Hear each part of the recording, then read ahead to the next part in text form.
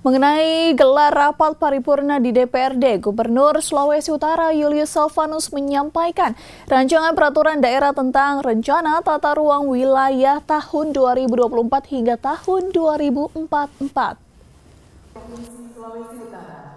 Dewan Perwakilan Rakyat Daerah Sulawesi Utara menggelar rapat paripurna untuk mendengarkan penyampaian Gubernur Sulawesi Utara dalam rancangan peraturan daerah tentang rencana tata ruang dan wilayah tahun 2024 hingga 2044. Rapat tersebut dipimpin langsung oleh Ketua DPRD Franciscus Andi Silangan bersama para wakil ketua.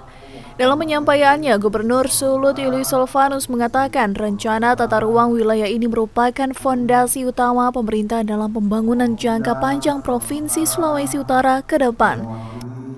Untuk itu, pihaknya berharap RPJMD dan RT/RW tersebut dapat bersinergi dengan cepat. Kami juga berharap pansus yang tadi sudah dibacakan orang-orangnya, studentnya oleh Ketua DPRD, kita berharap segera bekerja kita semua karena RPJMD kami juga berpedoman kepada RT/RW ini. Beberapa proyek strategis yang masuk dalam RT/RW tersebut yakni Tol Manado Tomohon dan Amurangkaya, jalur kereta api, pembangunan Bandara Lembe hingga pengembangan Bandara Samratulangi Manado serta pembangunan Universitas di Polang Mongondo.